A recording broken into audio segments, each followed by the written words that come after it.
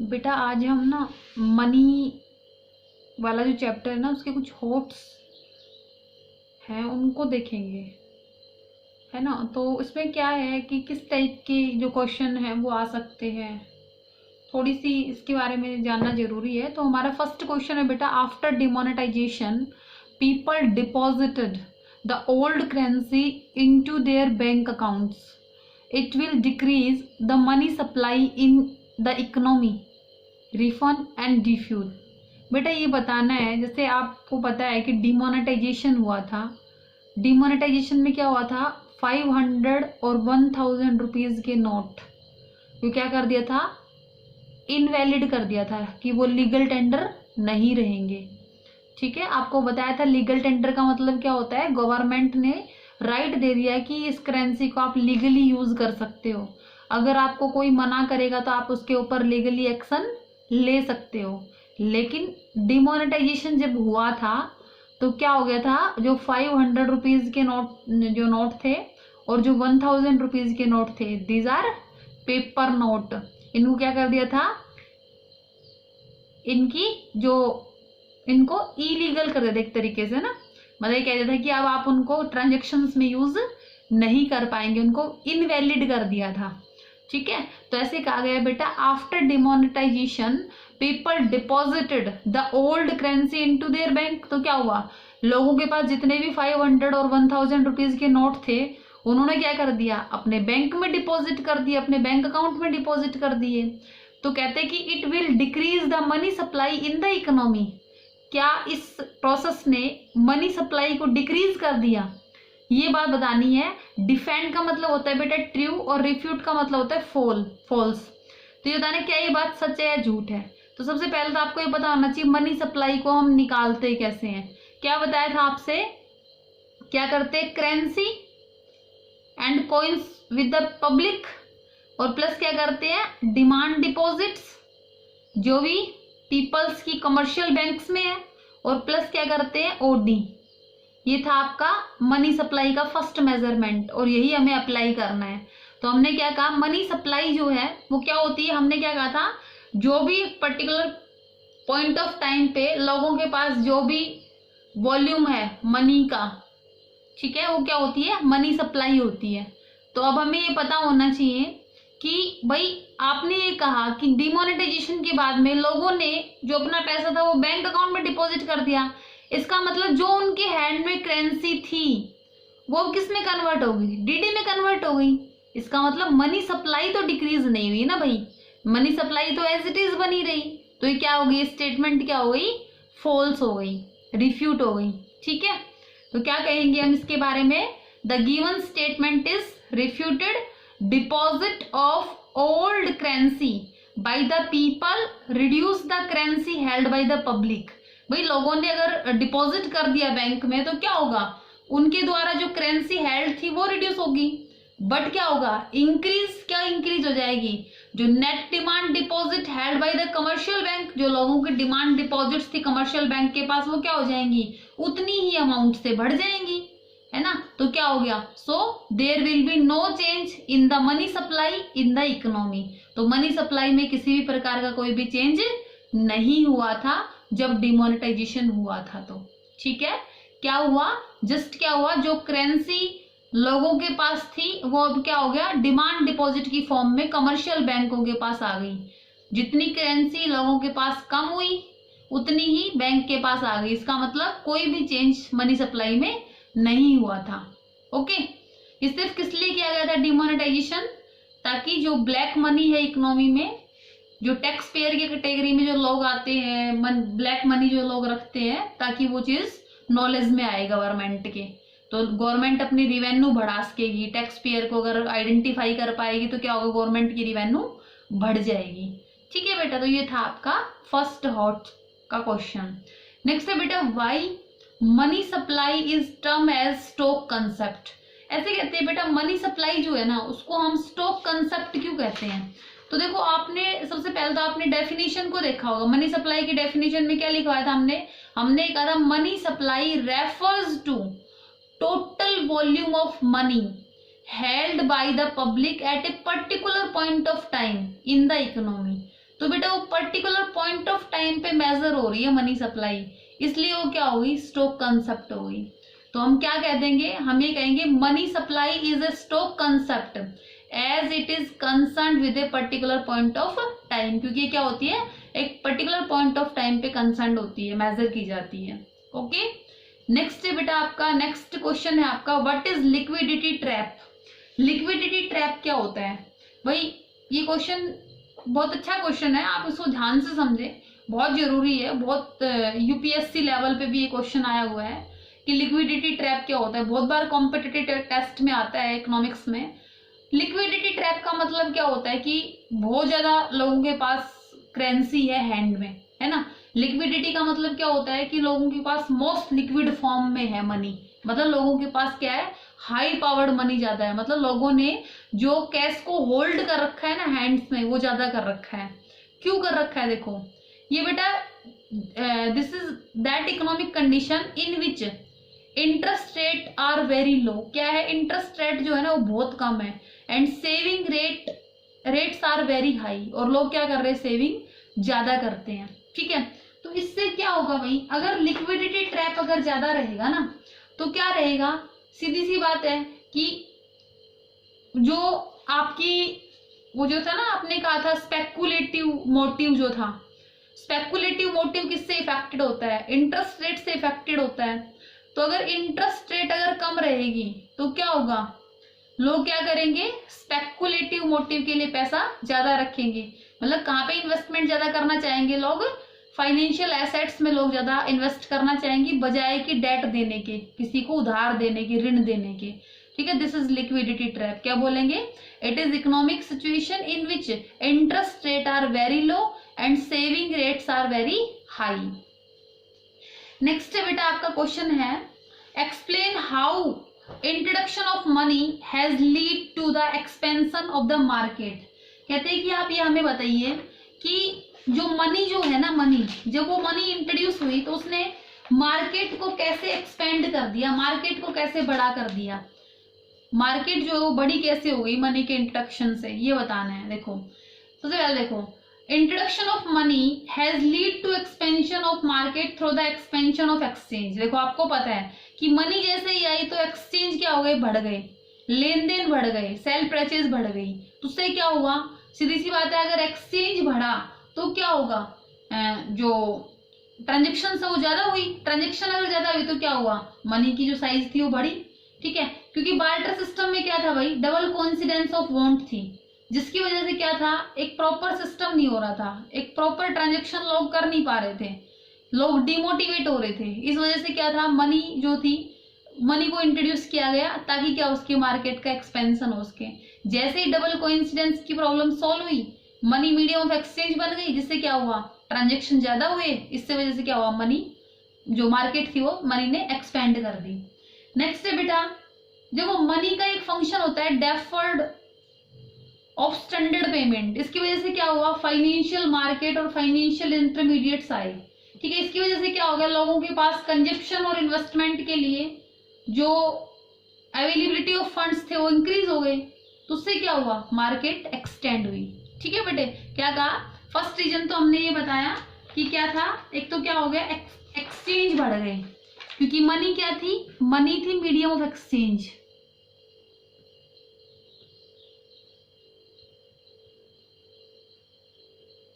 Medium of exchange की वजह से क्या हुआ, सेल परचेज करना इजी हो गया, सेल परचेज करना अगर इजी होगा तो क्या हो गया, हम क्या कहेंगे, एक्सचेंज बढ़ गया, जो मार्केट जो थी उसका क्या हो गया, जो एक्सचेंज होता था ना वो एक्सपेंड हो गया, मतलब क्या हो गया, सेल और परचेज बढ़ गए।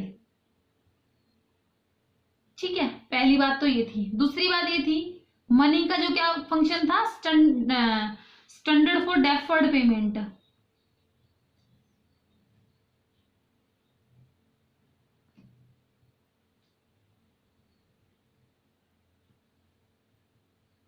स्टैंडर्ड फॉर डेफर्ड पेमेंट की वजह से क्या हुआ भाई, वो जो फाइनेंशियल इंस्टीट्यूट्स थे और फाइनेंशियल इंटरमीडिएट्स थे वो एग्जिस्टेंस में आए, जिसकी वजह से क्या हो गया, लोगों को कंजप्शन पर्पज के लिए और इन्वेस्टमेंट पर्पज के लिए लॉट ऑफ फंड्स की अवेलेबिलिटी हो गई, तो लॉट ऑफ फंड्स की अगर अवेलेबिलिटी हो गई तो उससे क्या हुआ, मार्केट एक्सपेंड हो गई। ठीक है भाई। नेक्स्ट है भाई, लास्ट पॉइंट है, हमें कहेंगे introduction of money has boosted the mobility of capital across different part of the world. क्या हो गया, आपको पता है, क्योंकि मनी के क्या है, मनी में मोबिलिटी ज्यादा है, मनी जो है मूव ज्यादा कर सकती है, तो क्या हुआ, ग्लोबल मार्केट हो गई। मतलब एफडीआई हो गया, फॉरेन डायरेक्ट इन्वेस्टमेंट हो गया, विदेशी भारत में इन्वेस्टमेंट करने लगे, भारत के जो पर्सन थे वो विदेशों में इन्वेस्टमेंट करने लगे, इसलिए क्या होगा, मार्केट जो थी वो ग्लोबल मार्केट बन गई। तो ये सब कैसे पॉसिबल हुआ, जब मनी को इंट्रोड्यूस किया गया। ठीक है, तो क्या कहा आपने, आपको ये एक्सप्लेन करना था कि मनी ने मार्केट को एक्सपेंशन कैसे कर दिया। तो आपने क्या कहा, introduction of money has lead to the expansion of market through the expansion of exchange because barter system of exchange require double coincidence of want while the monetary system does not। monetary system में ऐसा कुछ था नहीं double coincidence of want का, तो easily exchange हो गया, exchange easily होने की वजह से क्या हुआ, मार्केट एक्सपेंड हो गई। दूसरा उन्होंने बताया क्योंकि स्टैंडर्ड ऑफ डेफर्ड पेमेंट था, मतलब आप आज ट्रांजेक्शन करके फ्यूचर में पेमेंट कर सकते थे, इसकी वजह से क्या हुआ, कंजप्शन और इन्वेस्टमेंट के लिए आपको डेट मिलने लगे, लॉट ऑफ अवेलेबिलिटी हो गई फंड्स की, तो आप क्या कर सकते थे, ज्यादा कंजप्शन कर सकते थे, ज्यादा इन्वेस्टमेंट कर सकते थे, जिसकी वजह से मार्केट क्या हो गई, एक्सपेंड हो गई। और तीसरा बताया गया बेटा, क्योंकि मार्केट क्या है, introduction of money has boosted the mobility of capital across the different part of the world. क्या हुआ, जो मनी है ना उसने मोबिलिटी को बढ़ा दिया, मतलब पैसा जो है वो इधर से इधर सर्कुलेट होने लग गया। ठीक है, पहले क्या था, जस्ट एक देश, बल्कि इतना बहुत ही छोटा क्राइटेरिया था ट्रांजेक्शन्स का, लेकिन जैसे ही मनी आई तो क्या हो गया, कैपिटल जो है मूव होके फॉरेन कंट्रीज में भी चली गई, मतलब लोगों ने एफडीआई करना शुरू कर दिया। फॉरेन डायरेक्ट इन्वेस्टमेंट का मतलब क्या होता है, आप कहीं जाके विदेशों में जाके कहीं पे ऐसा इन्वेस्टमेंट कर रहे हो जिसके ऊपर आपका कंट्रोल, कंप्लीट कंट्रोल है। ठीक है, जैसे फॉर एग्जाम्पल आपके यहाँ पे अमेरिका की कंपनी आई, पॉन्ड्स कंपनी, और वहां पे उसने कंप्लीटली शेयर इन्वेस्ट किए और यहाँ पे एक बड़ी कंपनी खोल दी इंडिया में, तो क्या हो गया, इंडिया की तरफ से वो क्या हो गया, फॉरेन डायरेक्ट इन्वेस्टमेंट हो गया। लेकिन अगर इंडियन उसमें शेयर खरीद रहे तो क्या हो गया, पोर्टफोलियो इन्वेस्टमेंट हो गया, क्योंकि शेयर खरीदने का मतलब ही नहीं, कंप्लीट मालिक हो गए, पार्शियल कंट्रोल है आपका, कंप्लीट कंट्रोल नहीं है। तो एफडीआई क्या होता है, जहां पे आपका कंप्लीट कंट्रोल है। ठीक है, अगर भारत में कोई एमएनसी आ गई किसी कंट्री की तो क्या होती है, फॉरेन डायरेक्ट इन्वेस्टमेंट हो गया। ठीक है, किसी देश की कंपनी भारत में काम करने आ रही है, तो क्या हुआ, ये कब पॉसिबल हुआ, जब मनी को इंट्रोड्यूस किया गया। तो मनी ने क्या बना दिया, मार्केट को ग्लोबल मार्केट बना दिया। आज क्या होता है, इंटरनेशनल लेवल पे ट्रेड होता है। ठीक है बेटे, तो नेक्स्ट क्वेश्चन है भैया आपका, do you agree with the view that the excess of money supply hinders the process of economic growth, give reason. बेटा ऐसे कहते हैं कि अगर मनी सप्लाई जो है वो एक्सेस हो जाए, ठीक है, तो क्या जो ग्रोथ प्रोसेस है उसमें दिक्कत आएगी। देखो बेटा सीधी सी बात है, अगर मनी सप्लाई बढ़ेगी, मनी सप्लाई बढ़ेगी तो क्या होगा, कहीं ना कहीं क्या होगा, परचेजिंग पावर बढ़ेगी लोगों की, परचेजिंग पावर बढ़ेगी तो क्या होगा, सप्लाई तो उसके हिसाब से बढ़ नहीं सकती, तो क्या होगा, कीमतें बढ़ेंगी, कीमत बढ़ेगी तो क्या होगा, इन्फ्लेशन आएगा, तेजी आएगी, तो ऑल ओवर क्या हो जाएगा, ग्रोथ प्रोसेस रुक जाएगी। ठीक है, तो हम क्या कहेंगे, हमने कहा यस, क्या हो गया, क्वेश्चन ये था, do you agree with the view that the excess of money supply, अगर मनी सप्लाई को बढ़ा दिया जाए, मीन्स लोगों के पास करेंसी ज्यादा हो जाए, लोगों की डिमांड डिपॉजिट ज्यादा हो जाए, तो क्या ग्रोथ प्रोसेस जो है वो रुक जाएगा, उसमें मुसीबत आ जाएगी, परेशानी आ जाएगी, रुकावट आ जाएगी। तो कहते हैं yes, it is correct to say that excess of money supply hinders the process of economic growth. The following reasons explain this points. Number 1 देखो, excess of money supply as a situation when purchasing power with the people is more than the exiting market value of the goods and services available in the economy। ठीक है, इससे क्या होगा, लोगों की purchasing power बढ़ जाएगी, लोगों के पास अगर मनी सप्लाई ज्यादा रहेगी तो लोगों की परचेजिंग पावर बढ़ जाएगी। लोगों की परचेजिंग पावर बढ़ी है, मार्केट में सप्लाई तो नहीं बढ़ी, अगर लोग डिमांड ज्यादा करेंगे और सप्लाई नहीं बढ़ रही तो प्रोड्यूसर क्या करेगा, सीधी सी बात है, कीमत बढ़ा देगा। तो क्या होगा, this leads to rise in the general price level, तो क्या हो जाएगा, सभी वस्तुओं की कीमत क्या हो जाएगी, बढ़ जाएगी। ठीक है, If excess supply of money continues to persist, the situation of rising price level also continues to persist. This is called a situation of inflation. इसका मतलब क्या होगा, लोगों के पास अगर मनी सप्लाई ज्यादा रहेगी तो क्या रहेगा, जो प्राइसेस जो है वो बढ़ती चली जाएंगी, तो इसको हम क्या बोलेंगे, इससे क्या आएगा, इन्फ्लेशन आएगा। इन्फ्लेशन का मतलब होता है तेजी आना, मतलब कीमतों में बहुत ज्यादा बढ़ोतरी होना, ठीक है। और इन्फ्लेशन अगर बेटा आएगा तो क्या होगा, इंटरेस्ट रेट ज्यादा हो जाएगी, रेट ऑफ इंटरेस्ट जो होती है ना वो क्या हो जाएगी, बढ़ जाएगी। अब रेट ऑफ इंटरेस्ट अगर ज्यादा हो जाएगा तो इन्वेस्टमेंट करना भी मुश्किल हो जाएगा, तो इन्वेस्टमेंट की कॉस्ट भी क्या हो जाएगी, ज्यादा हो जाएगी। इन्वेस्टमेंट की अगर कॉस्ट ज्यादा हो जाएगी तो क्या होगा, सीधी सी बात है कि लोग इन्वेस्टमेंट कम करेंगे। लोग इन्वेस्टमेंट अगर कम करेंगे तो सीधी सी बात है जीडीपी ग्रोथ क्या होगी, कम होगी। ठीक है भाई, तो इस वजह से ये स्टेटमेंट क्या है, करेक्ट है। क्वेश्चन ये था कि अगर मनी सप्लाई को बढ़ा दिया जाए तो क्या इकोनॉमिक ग्रोथ रुक जाएगी, तो सीधी सी बात है रुक जाएगी। क्यों रुक जाएगी, क्योंकि लोगों की परचेजिंग पावर बढ़ जाएगी। लोगों की अगर परचेजिंग पावर बढ़ जाएगी तो लोगों की परचेजिंग पावर के हिसाब से मार्केट में सप्लाई नहीं बढ़ी है, इसका मतलब डिमांड लोग ज्यादा कर रहे हैं, सप्लाई बढ़ी नहीं है, तो क्या होगा, जर्नल प्राइसेस बढ़ जाएंगी। जर्नल प्राइसेस अगर बढ़ेंगी तो इसका मतलब मार्केट में क्या आएगी, इन्फ्लेशन आएगा। जर्नल प्राइसेस बढ़ेंगी तो इन्फ्लेशन आएगा तो क्या होगा, रेट ऑफ इंटरेस्ट ज्यादा हो जाएगा।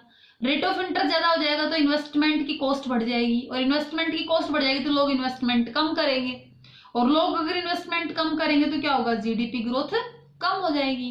ठीक है भाई, ये था आपका 5th question. And your last question है बेटा, what is mean by idle supply of money.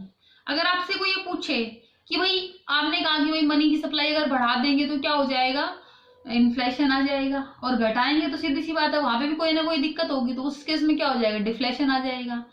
तो अगर बढ़ाएंगे तो इन्फ्लेशन आएगा, घटाएंगे तो डिफ्लेशन आएगा। तो हमें ये कैसे पता चलेगा कि आइडल मनी की सप्लाई क्या होती है, मतलब ऐसी कितनी सप्लाई की जाए मनी की कि ना इन्फ्लेशन आए ना डिफ्लेशन आए। तो बेटा ऐसे कहते हैं, आइडल मनी सप्लाई क्या होती है, जो क्या करती है, keeps the total purchasing power in a state of balance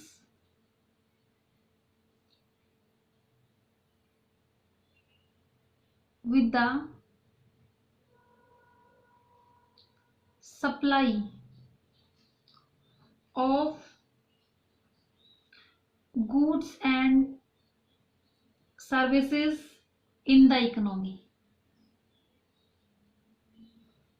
ऐसे कहते हैं आइडल मनी सप्लाई क्या होती है, idle money supply is that amount of money supply which keeps the total purchasing power in a state of balance. जो क्या करती है, जो टोटल मनी, जो टोटल परचेजिंग पावर है ना, उसको क्या रखती है, बैलेंस में रखती है with the supply of goods and services. मतलब जो गुड्स की सप्लाई हो रखी है मार्केट में उसी के हिसाब से लोगों की परचेजिंग पावर रखती है। मीन्स इसका मतलब क्या होगा, लोग फिर डिमांड कितनी करेंगे, जितनी की सप्लाई है।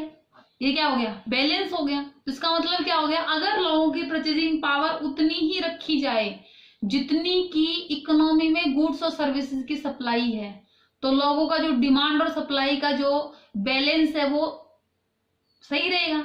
और बैलेंस अगर सही रहेगा तो इसका मतलब क्या होगा, economy does not slip into inflationary और डिफ्लेशनरी सिचुएशन। तो क्या होगा, ना तो इकोनॉमी डिफ्लेशनरी सिचुएशन में जाएगी और ना इन्फ्लेशनरी सिचुएशन में जाएगी।